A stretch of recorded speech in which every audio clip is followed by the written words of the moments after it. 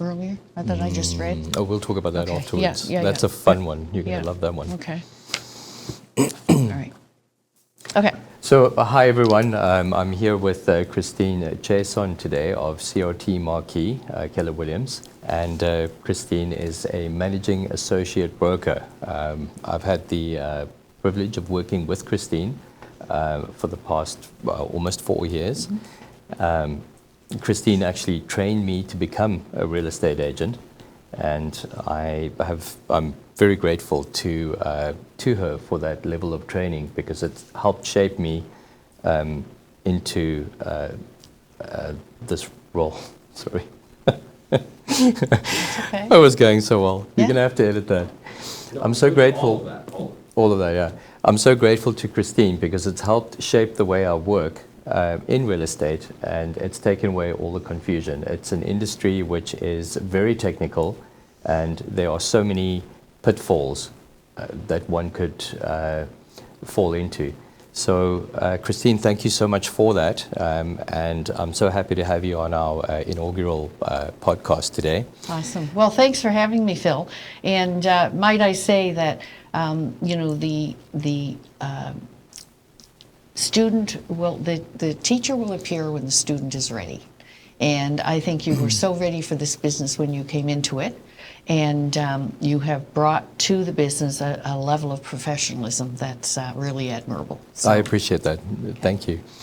I wanted to ask you as well, perhaps share with everyone a little bit about your background. A lot of people don't know the history of CRT or how long you've been in business, or what sort of training and background you've had.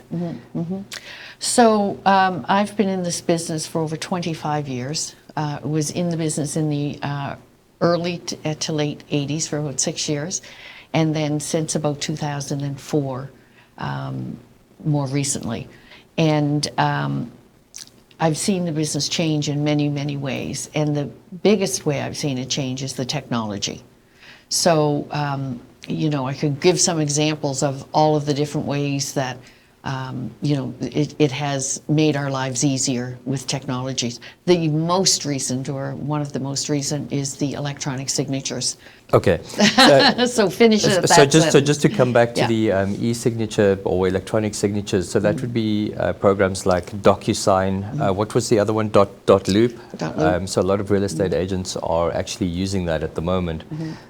With technology, the old system was the paper-based system for the land registry, and we see this all the time on our contracts. There's a little checkbox that we have to enable, and it states, has it been migrated yet? And that means, has it been moved onto the electronic land registration system yet? And every time I see that in a contract, I think about how the hell did they get that right on paper? Because we know how much goes into just managing it on the electronic side. Right. So the closings took a longer time when we didn't have this electronic property online system. Maybe 20 years ago, the province had decided to put everything in one database.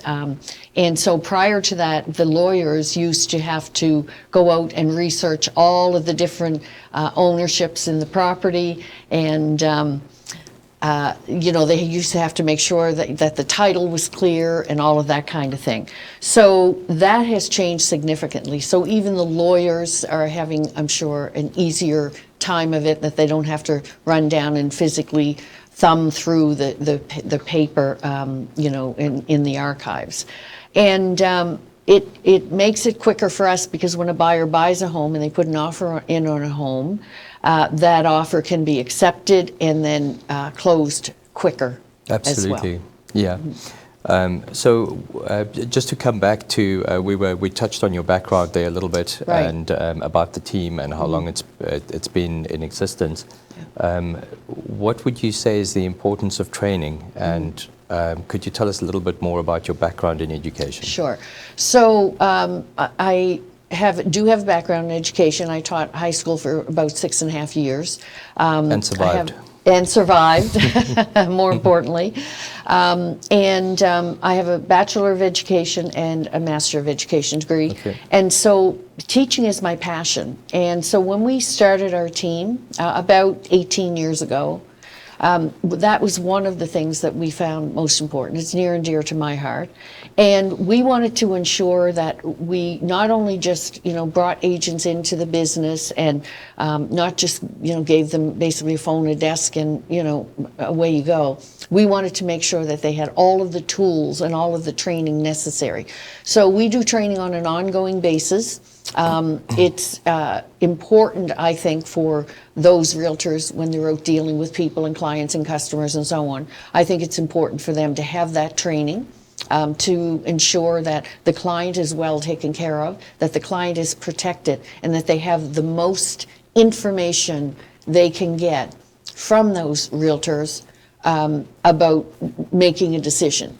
Because we don't really, Phil, make decisions or sell people things. We give the clients, buyers and sellers, enough information so they can make an informed, intelligent decision. Absolutely. We offer them the choices and the alternatives, but ultimately it's up to the buyer or the seller which path they want to go down. And if something does go awry, I always feel that it comes back to education. Right. So what does that person need to learn to forego that issue the next time? And I think you've touched on something very important there. I think a lot of folk or a lot of new real estate agents coming into the business are not aware that these are legally binding contracts, whether it's an agreement of purchase and sale, whether it's a buyer agreement. It's made up of clauses as for any contract handled by lawyers. So we're not lawyers, but we have a level of accountability and a duty of service to our clients to make them aware of what they're signing and the importance of the clauses and, I guess, what could go wrong if something is not satisfied. Not to scare anyone off, but it is important to have all the information and to know exactly what you're signing. Does that cover what you've got written down there? No, really. So that was the importance of training. The team, we'll talk about working as a team. I can ask you some questions about that. And then I wanted to talk to you about tips for realtors. So maybe I can... Let's do the team and then take a breather. Okay. And then we'll go into the other. Okay. So... Let me ask the question. Yeah, but I'm just thinking teams. I'm thinking out loud. But so the main thing you want to portray or get out there is how the team, being part of a team, helps the clients. And also the team, how it helps the clients and how it helps people who are part of the team. Yeah. Okay, let's start with clients and then we'll move, or start with team and then we'll move to clients. How's that? Sounds good. Okay. So Christeen, working and operating a team, I think realtors and clients, it would be informative to them to see how that benefits them. How does a team environment benefit the people working there, and how does it benefit the clients? So it benefits clients in a number of ways. Number one, the client always has backup support. So if anything happened, and life does happen once in a while in the world, if anything happens to the realtor that they are not able to be at a certain place at a certain time, maybe they're ill or their children needed them, or if anything happens, then we have this whole team of people backing that realtor up, who are already part of the team and can step in as necessary. And the good thing about that, to link that back to the training, is that all of our agents are trained the same. So if we need to put an agent in replace of another agent for a short period of time or a longer period of time, they've all been trained in the same manner, and we can do that seamlessly. So I think that's one of the most important things.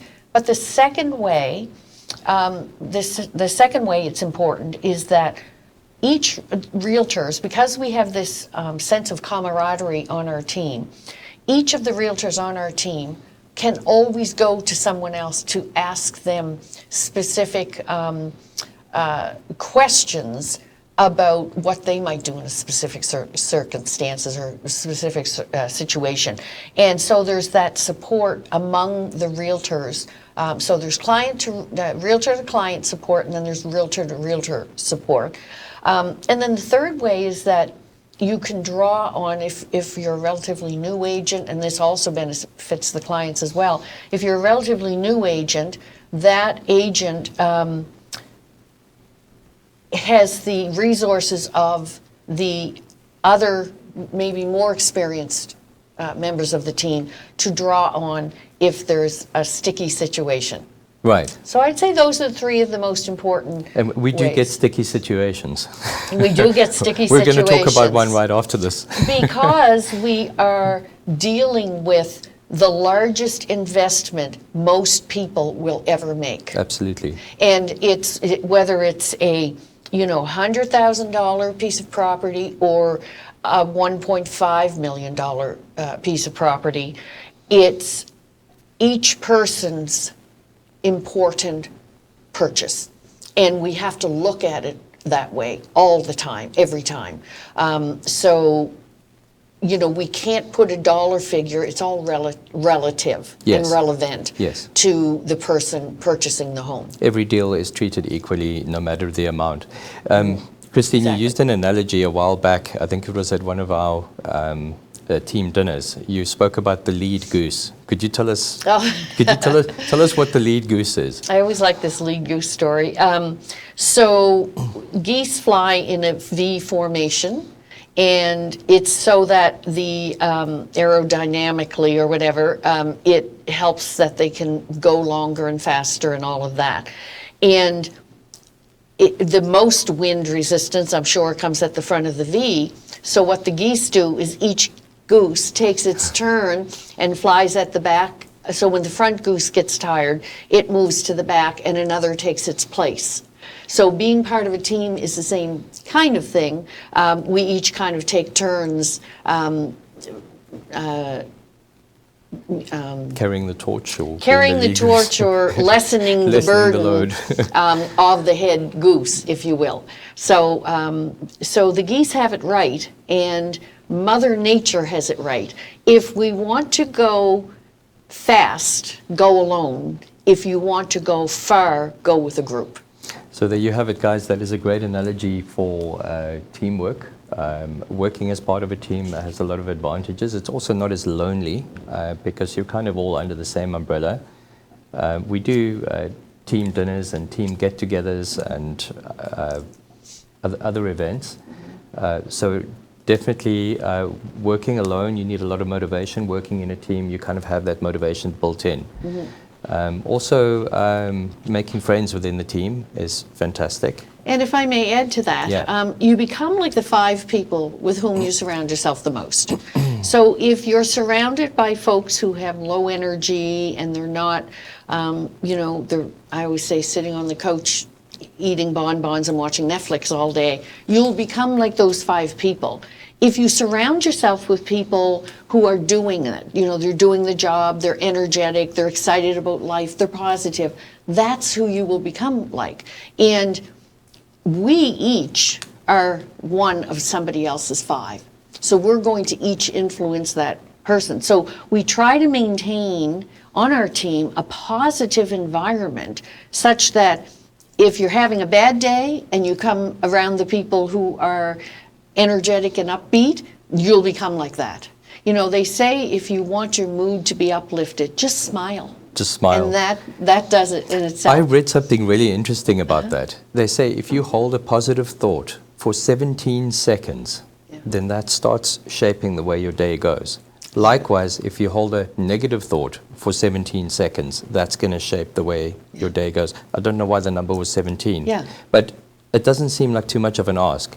No. Keep that thought, and that could go to motivation. It could go to anything, Yeah. keep that thought for just 17 seconds and build your day positively. Well, when we step out of bed in the mornings, we decide what our day is going to be. Yeah. If we decide, okay, I'm going to have a great day, or I'm not going to have such a great Depends day. if the coffee maker's working. It depends on the coffee maker's working, but there are always coffee makers that break down in life. Yeah. So if the coffee maker isn't broken, we can look at that positively and go get a coffee at our favorite shop Sure. or whatever. But I like that with the 17 seconds. I Yeah. firmly believe that's true. And we decide to shape our lives. We decide what's our day going to be, what's our week going to be, and so on. So that's a chat about the team, and I wanted to bring in a question which a lot of folk has been on a lot of people's minds at the moment. You refer to it as the elephant in the room. The 10% out-of-province buyer tax. There's been a lot of confusion around that. You'll know about a client that I had just a couple days ago who thought it was a recurring payment and not a one-off payment. Could you tell us a little bit more about the 10% out-of-province buyer's tax and Sure. how does that affect clients? So there is always a deed transfer tax, except for two counties in Nova Scotia. One is Kings County, which doesn't have one currently, Right. but most of the other counties in Nova Scotia have a deed transfer tax. It is a one-time tax that is collected by the county, and it is for the transfer of title on a property. It's collected through your lawyer and given to the county. And so currently in HRM, it is 1.5%. So for the foreign buyer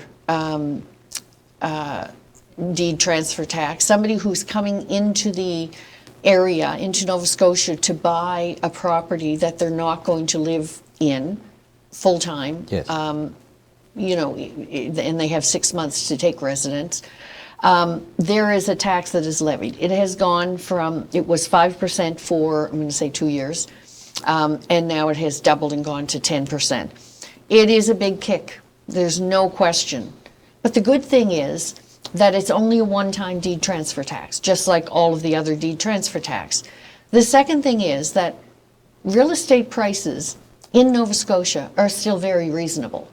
And so you have, you can get into the real estate market at a lower number than you can in the larger centers like Toronto, like Vancouver. So housing is still affordable. And that deed transfer tax, although it's, a big chunk, and people might not like it, but it is still gives people the ability to buy in Nova Scotia at a reasonable price, Right. and it's just the one time. So that's not just out of province, that's also for international buyers. They would have to pay the 10%. If they are eligible to purchase, any property within, yes, and certain properties are exempt from that.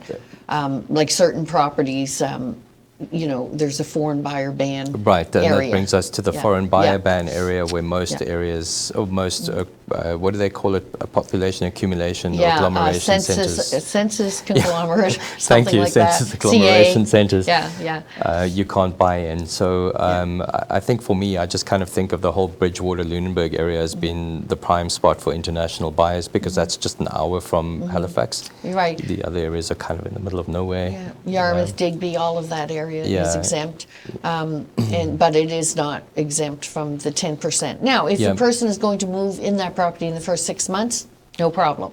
That 10% is, Right. it's not an additional cost. Because it's their just primary residence. Right. That's where they're choosing to live. Right. Yeah. It's just the deed transfer tax, which in HRM is 1.5%. I forget what it is in Yarmouth area and Bridgewater, but it's maybe 1%, 1.5%. Right. There's nothing over 1.5% in Nova Scotia right now, currently. Okay, so if you had a international buyer looking to buy in Nova Scotia, what would be the best advice you would give to them? Well, I'd say buy. Buy, absolutely. Buy, because like I just said, the cost of real estate in Nova Scotia is still very reasonable. Yes. And I know it's gone up and all of that, and we acknowledge that. but it's still very reasonable. And if they don't buy here, if they decide to buy in like Toronto or Ontario or one of the other provinces, it's going to cost them more for the property itself. I think as a real estate agent, I mean, I would love for international buyers to be able to buy everywhere, but I see the logic that they want to restrict that slightly because they want more property to be available more affordably to local Nova Scotians.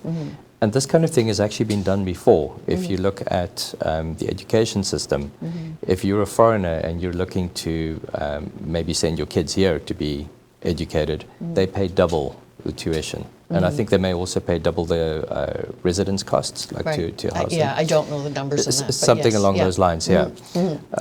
So I've spoken to a lot of newcomer buyers who've recently graduated, and they would tell me they've really paid a fortune to educate themselves or whatever. Sure. So I'm seeing some parallels there. So it has been done before, and I guess that's been working for them. So I guess it stopped the education system from being flooded in some ways, even though that is bringing in,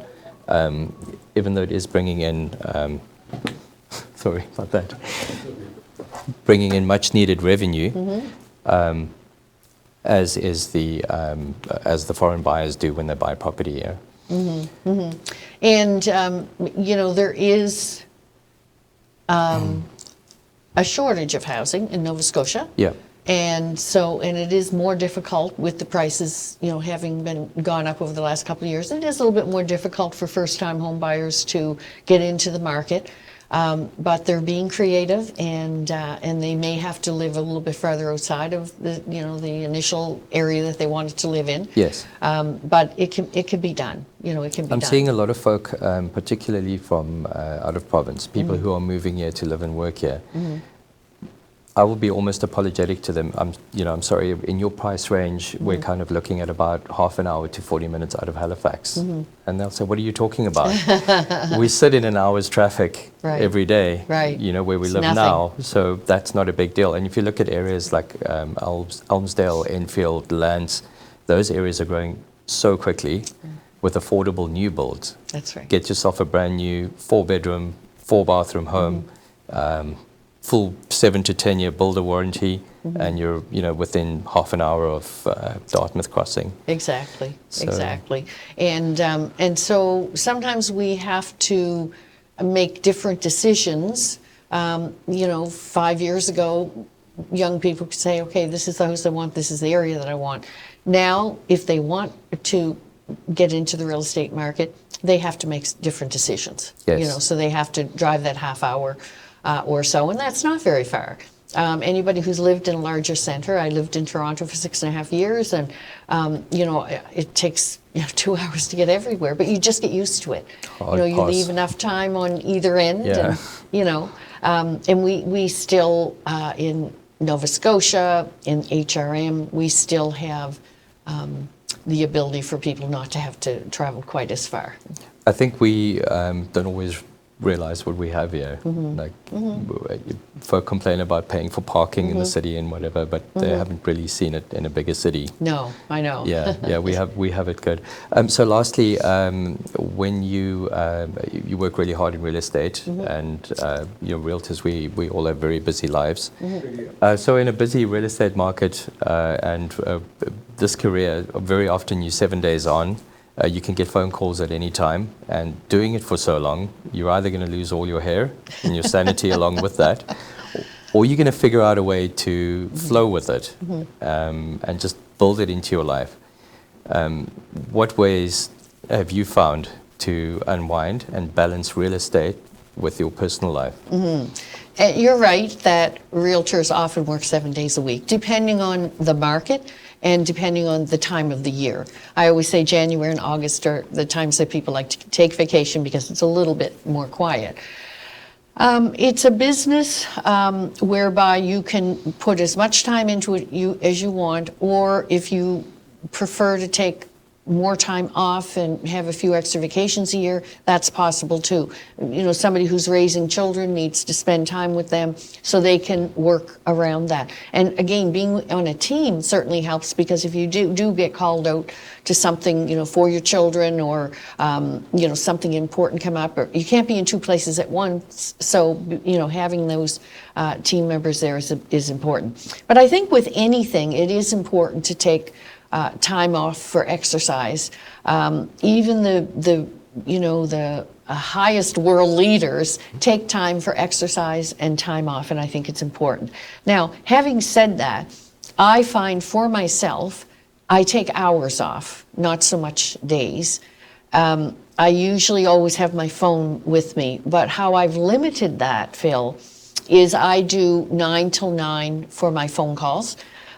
Anything that isn't urgent hopefully stops at 5 o'clock, so 9 till 5.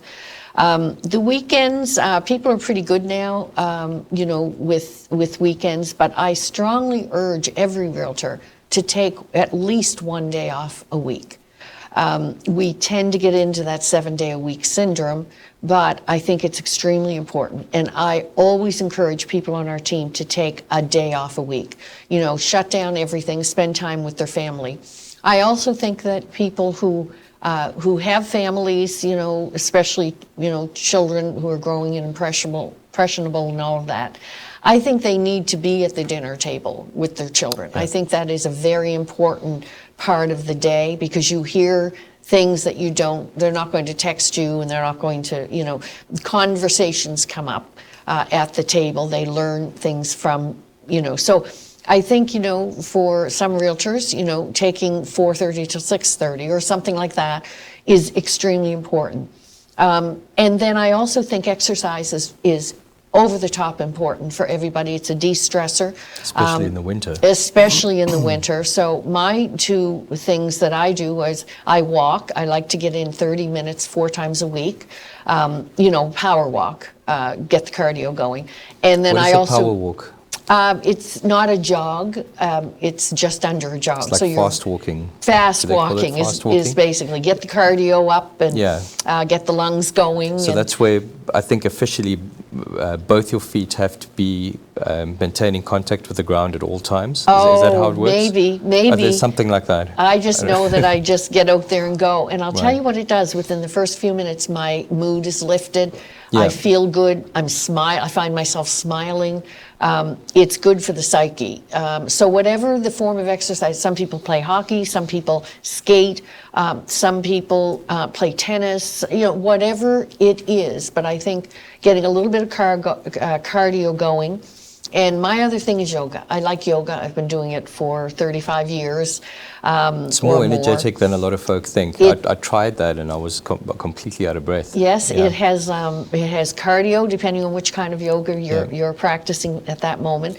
Cardio and flexibility and, you know, Zen, all of that. I happen to take one day a week a yin yoga class, which is a little bit slower movement, but it really digs deep into the muscles and the fascia and all of that. So, so whatever it is that people are wanting to do for exercise is fine, but I think that just doing something is more important. And Dr. Sanjay Gupta listed, among all of those things, listed gardening as an exercise.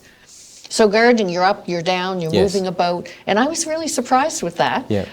But you know, it doesn't matter what you're doing as long as you're moving. So, you know, people, and I appreciate you asking that question, because people forget how important it is to keep moving, and I'd say the last thing, or one of the an additional thing, I should say, not the last thing, but an additional thing, is eating properly. Yes. Eating properly and getting lots of rest. It's so easy in this line of work to just grab something at a drive-through, and then you fall into a pattern of that because it's quick. Yeah. You bust your hunger, but it's not feeding your system correctly. It's not nutritious. Yeah. So sometimes, you know, I think of realtors, if it doesn't come out of a bag or a window, it's You know, it doesn't go in. So I personally make sure that I eat well. I eat as many whole foods as possible, because lots of times people get hangry, they call it, and that's not good for you. It's not good for your family. It's not good for your clients. And one of the things that I've always followed in my life is faith first, family second, career third. Faith can be anything, whatever it is for you in the universe. Family second, you know, putting them ahead of career, and putting career third, but not putting a 33rd. You know, so if you have all of those things lined up, and you're getting good nutrition and some exercise, you don't have to go crazy, but some exercise, and then sleeping well. I'm in bed and asleep at 10 o'clock every night, and I'm up at 6, and that's my you know, my sleep rhythm, if you will. And I think it's important for all of those things to have a balanced life. And then good friendships, of course, are important as absolutely. well. You know, whereby we can't be all things for our children all of the time without having also, you know, friendships that keep us boosted as well. Sustained. Friends are very, very important. Thank you, Christine, for summarizing all of that. I want to thank you so much for coming on today. Thank you, Phil. There you have it, guys. That is just a brief introduction into what it's like to run a team, and we found out a little bit more about Christine today. So I want to thank you for attending our podcast, and I look forward to having you on again. Thank you, Phil. Awesome.